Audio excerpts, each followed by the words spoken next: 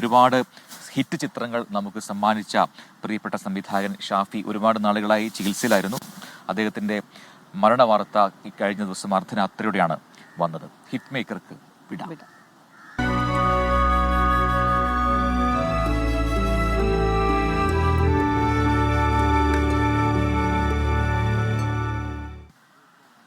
പ്രശസ്ത സംവിധായകൻ ഷാഫി അന്തരിച്ചു. 57 വയസ്സായിരുന്നു. ആന്തരിക രക്തസ്രാവത്തെ തുടർന്ന് എറണാകുളം മാസ്റ്റർ മെഡിസിറ്റിയിൽ ചികിത്സയിലായിരുന്നു. 2001 വൺ മാൻ ഷോ എന്ന സിനിമയിലൂടെ സ്വതന്ത്ര സംവിധായകനായി മൃതദേഹം എളമക്കരയിലെ വീട്ടിലെത്തിച്ചിട്ടുണ്ട് എന്ന ഏറ്റവും പുതിയ അപ്ഡേറ്റ് കൂടി ലഭിക്കുന്നു. അശ്വിൻ പാലാഴിയാണ് കൊച്ചിയിൽ നിന്ന് അതിന്റെ കൂടുതൽ വിവരങ്ങളുമായി ചെയ്യുന്നത്. അശ്വിൻ, സംവിധായകൻ ഷാഫി ആശുപത്രിയിൽ ചികിത്സയിലാണ്, ഗുരുതരാവസ്ഥയിൽ എന്ന വാർത്ത ഒരാഴ്ചയായി നമുക്കറിയാം ചികിത്സയിൽ കഴിയുന്നതായിട്ട്. അപ്പോൾ വിയോഗ വാർത്ത വന്നത് ഇന്നലെയാണ്. സംസ്കാര ചടങ്ങുകൾ എങ്ങനെയാണ്? ആരൊക്കെ ഇപ്പോൾ വസതിയിലെത്തിയിട്ടുണ്ട്? വിവരങ്ങൾ. പ്രജിൻ, ഇന്നലെ രാത്രി 12:25 കൂടിയാണ് അദ്ദേഹത്തിന്റെ മരണം സ്ഥിരീകരിക്കുന്നത്. അർബുദത്തെ തുടർന്ന് ഏറെ നാളുകളെ ചികിത്സയിലായിരുന്നു. പിന്നീട് വീട്ടിലിരിക്കുമ്പോൾ പെട്ടെന്നൊരു തലവേദന ഉണ്ടാകുന്നു. തലവേദനയെ തുടർന്നാണ് എറണാകുളം മാസ്റ്റർ മെഡിസിറ്റിയിലേക്ക് അദ്ദേഹത്തെ പ്രവേശിപ്പിക്കുന്നത്. പിന്നീട് ആരോഗ്യാവസ്ഥ അതീവ ഗുരുതരമായി മാറുകയായിരുന്നു. വെന്റിലേറ്ററിന്റെ സഹായത്തോടെയാണ് കഴിഞ്ഞ 7 ദിവസമായി അദ്ദേഹം ആശുപത്രിയിൽ തുടർന്നത്.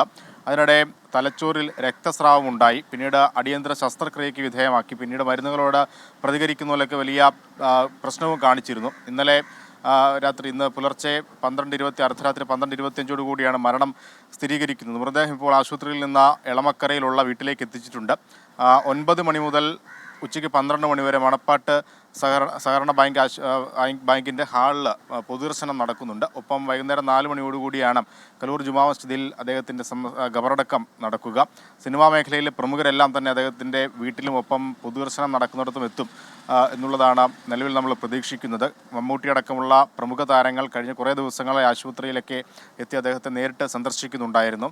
ഏതായാലും മലയാളിയെ സംബന്ധിച്ച് മലയാളികളുടെ ഏറ്റവും പ്രിയപ്പെട്ട സംവിധായകനാണ്. ഹിറ്റ് മേക്കറുകളുടെ പിതാവെന്നൊക്കെ വിളിക്കാവുന്ന ഹിറ്റ്മേക്കർ ചിത്രങ്ങളുടെ പിതാവെന്നൊക്കെ വിളിക്കാവുന്ന ആളുകൂടിയാണ് ഇപ്പോൾ വിട പറഞ്ഞിരിക്കുന്നത്. 2001 ആദ്യ ചിത്രം അദ്ദേഹം ജയറാമിനെ വെച്ച് സംവിധാനം ചെയ്യുന്നു. അത് പിന്നീട് പുറത്തിറങ്ങി വൺ മാൻ ഷോ എന്ന പേരിൽ അത് പുറത്തിറങ്ങുന്നു. 2002 തുടർച്ചയായി വീണ്ടും രണ്ടാമത്തെ ഹിറ്റിലേക്ക് പോകുന്നത് കല്യാണരാമനാണ്. അങ്ങനെ പുലിവാൽ കല്യാണം ഉൾപ്പെടെ ചട്ടമ്പിനാട് ഉൾപ്പെടെ എണ്ണിപ്പറയാവുന്ന മലയാളികളുടെ മനസ്സിൽ എന്നും ഇടം പിടിച്ചിരിക്കുന്ന ഒരുപിടി നല്ല ചിത്രങ്ങൾ മാത്രം സംവിധാനം ചെയ്തിട്ടുള്ള സംവിധായകനാണ്.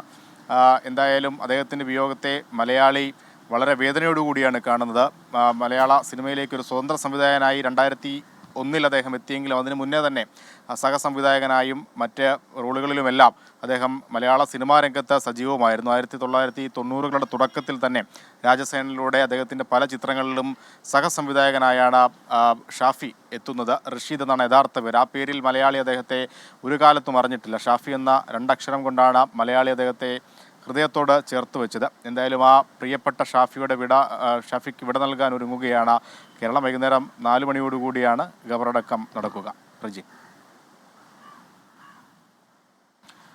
അശ്വിൻ ഇപ്പോൾ പറഞ്ഞപ്പോഴാണ് ഈ പടങ്ങളെല്ലാം ഒന്നിനൊന്ന് മെച്ചമായിരുന്നു. എപ്പോഴും ഈ നർമ്മം, അതിന് ഹാസ്യത്തിന് പ്രാധാന്യം നൽകിയ കഥാപാത്രങ്ങൾ സൃഷ്ടിക്കുക, അത് വളരെ കൃത്യമായി പ്രേക്ഷകരിലേക്ക് എത്തുന്ന രീതിയിൽ, അതിൻ്റെ നർമ്മം എത്തുന്ന രീതിയിൽ അതിനെ സംവിധാനം ചെയ്യുക, അതൊരു ചില്ലറ കാര്യമല്ല. ഇപ്പോൾ ഈ പറഞ്ഞ സിനിമ ലിസ്റ്റ് നോക്കുകയാണെങ്കിൽ തന്നെ വൺ മാൻ ഷോ മുതൽ കല്യാണരാമൻ, പുലിവാൽ കല്യാണം, തൊമ്മനും മക്കളും, മായാവി, ചോക്ലേറ്റ്, ലോലിപോപ്പ്, ചട്ടമ്പിനാട്, മേരിക്കൊണ്ടൊരു കുഞ്ഞാട്, മേക്കപ്പ് മാൻ, വെനീസിലെ വ്യാപാരി, അങ്ങനെ പോകുന്നു ഒരുപാട് ചിത്രങ്ങൾ. അതെല്ലാം ആ രംഗങ്ങൾ, ആ ചിത്രങ്ങളിലെ രംഗങ്ങളെല്ലാം നമ്മുടെ മനസ്സിൽ എന്നും തങ്ങി നിൽക്കുന്നതാണ് അല്ലേ?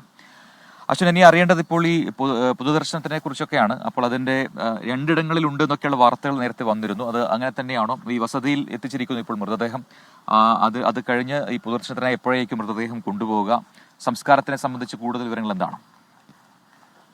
നിലവിൽ ഒരിടത്ത് മാത്രമാണ് പൊതുദർശനം പറഞ്ഞിട്ടുള്ളത്. വീട്ടിൽ ആണ് ഇപ്പോൾ നിലവിൽ മൃതദേഹമുള്ളത്. അവിടേക്ക് അങ്ങനെ അധികം ആളുകൾ എത്തുന്നില്ല. ഏറ്റവും അടുത്ത ബന്ധുക്കളും ഒപ്പം അദ്ദേഹത്തോടൊപ്പം തുടക്കം മുതൽ ഈ 90കൾ മുതൽ അദ്ദേഹത്തിനൊപ്പം നിൽക്കുന്ന ആളുകൾ, സംവിധായകരും അടക്കമുള്ള താരങ്ങളടക്കമുള്ള ആളുകളുണ്ട്. അവരൊക്കെ മാത്രമേ എളമക്കരയിലെ വീട്ടിലേക്ക് വരികയുള്ളൂ. അല്ലാതെ പൊതുസമൂഹം അടക്കമുള്ള ആളുകൾ എത്തുക ഈ പൊതുദർശനം നടക്കുന്ന സ്ഥലത്തേക്കായിരിക്കും. മണപ്പാട്ടിപ്പറമ്പ് കൊച്ചിൻ സഹകരണ ബാങ്ക് ഹാളിലാണ് പൊതുദർശനം 9 മണി മുതൽ 12 മണി വരെ നടത്തുക. അതിനുശേഷം അവിടെ നിന്ന് വീണ്ടും വീട്ടിലേക്ക് തന്നെയാണ് കൊണ്ടുപോവുക. കലൂർ മുസ്ലിം ജമാഅത്ത് പള്ളിയിലെ ഖബർസ്ഥാനിൽ 4 മണിയോടുകൂടി ഖബറടക്കം നടക്കും. അതിനിടെ ഇതുവരെ നിലവിൽ മറ്റേ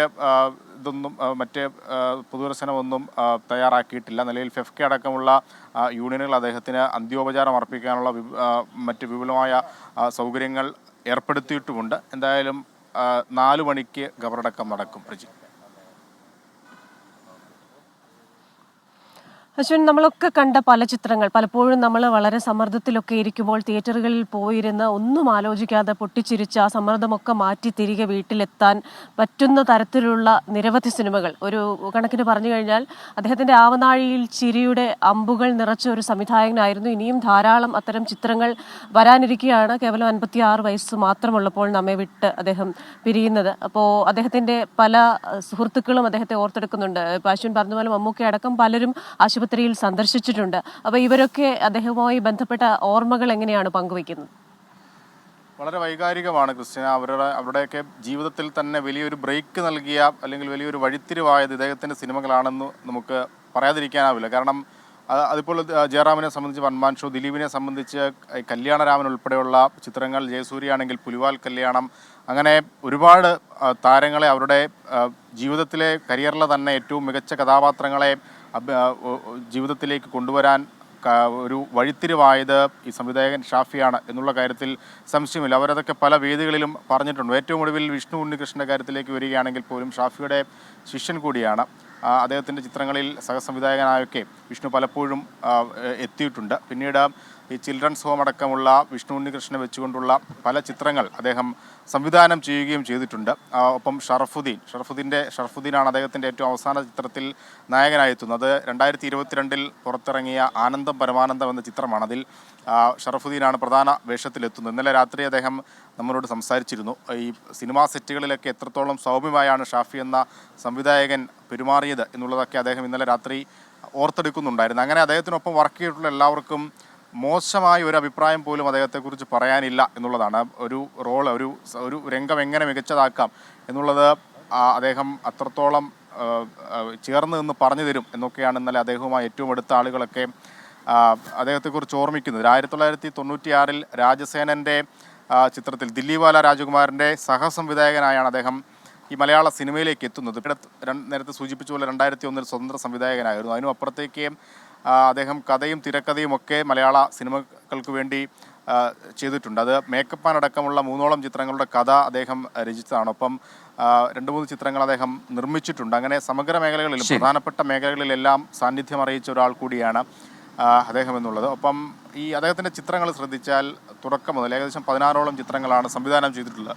അതിലെല്ലാം നമുക്കൊപ്പം എപ്പോഴുമുള്ള. തീർച്ചയായിട്ടും അശ്വിൻ, അപ്പോൾ ആ ചിത്രങ്ങൾ, ആ പേരുകൾ പറയുമ്പോൾ തന്നെ, സിനിമകളുടെ ടൈറ്റിൽ പറയുമ്പോൾ തന്നെ അതിലെ ഓരോ രംഗങ്ങളും നമ്മുടെ മനസ്സിലേക്ക് വരുന്നുണ്ടെങ്കിൽ അത് ആ രീതിയിൽ പ്രേക്ഷകരിലേക്ക് സന്നിവേശിപ്പിക്കാൻ കഴിഞ്ഞ ഒരു സംവിധായകനാണ് മലയാള സിനിമയ്ക്ക് നഷ്ടമാവുന്നത്.